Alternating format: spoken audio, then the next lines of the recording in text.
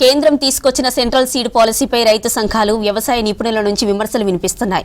Seed policy draft multinational కంపెనీలకు వత్తాసుగా ఉందంటున్నారు. కేంద్రం నిర్ణయంతో రాష్ట్రాలు తమకంటూ ప్రత్యేకంగా సీడ్ పాలసీ రూపొందించుకునే దిశగా అడుగులు వేస్తున్నాయి.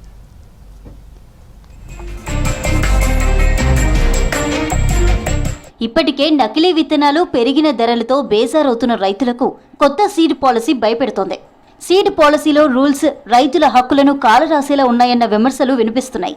సెంట్రల్ సీడ్ పాలసీలో విత్తనాల రిజిస్ట్రేషన్, సర్టిఫికేషన్లో కేంద్రానికి అధికారం వెళ్లనుంది.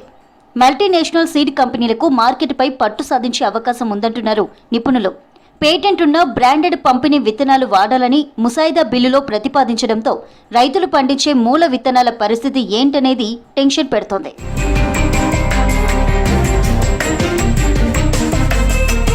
విత్తన ఉత్పత్తిలో భారత్ ప్రపంచంలోనే 3వ స్థానంలో కొనసాగుతోంది. అమెరికా, చైనా తర్వాత ఇండియాలోనే ఎక్కువ ధాన్యం పండుతోంది. ఇందులోనూ 40% విత్తనోత్పత్తి తెలంగాణ నుంచే వెళ్తోంది. ఉమ్మడి వరంగల్, మహబూబ్ నగర్లో వేలాది ఎకరాల్లో విత్తనాల ఉత్పత్తి చేస్తున్నారు రైతులు. అయితే కేంద్రం తెచ్చిన ముసాయిదాపై విస్తృతంగా చర్చించింది వ్యవసాయ రైతు సంక్షేమ కమిషన్. తమ అభిప్రాయాలను కేంద్ర వ్యవసాయ శాఖకు పంపించింది. సీడ్స్ రైతులకు హక్కులు కల్పించేలా రాష్ట్ర స్థాయిలో తీసుకువచ్చే సమగ్ర విత్తన చట్టం డ్రాఫ్ట్ తుది దశకు చేరుకుంది.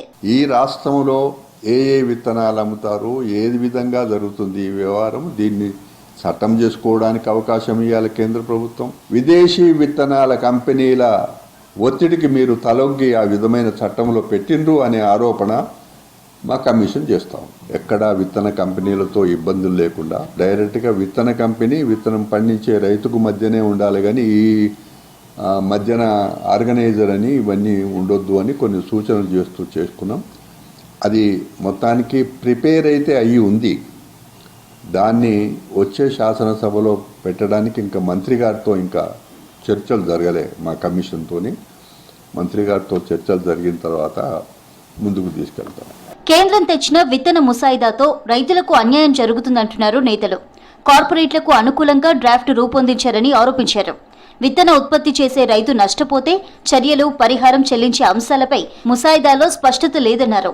రైతులకు మేలు జరిగేలా డ్రాఫ్ట్ లో కేంద్రం మార్పు చేయాలని సూచిస్తున్నారు రైతులు. రైతాంగానికి పూర్తిగా వ్యతిరేకంగా బడా కార్పొరేట్ సంస్థలకు అనుకూలంగా తీసుకొచ్చినటువంటి చట్టం ఇది దుర్మార్గమైనటువంటిది. దీన్ని వెనక్కి తీసుకోవాలని చెప్పి మేము డిమాండ్ చేస్తూ ఇప్పటికే దేశవ్యాప్తంగా ఆందోళన పోరాటాలు కొనసాగుతున్నాయి. తెలంగాణ రాష్ట్ర వ్యాప్తంగా కూడా పోరాటాలు కొనసాగుతాయి. ఈ బిల్లుని రద్దు చేయాలనేటువంటిది మా డిమాండ్.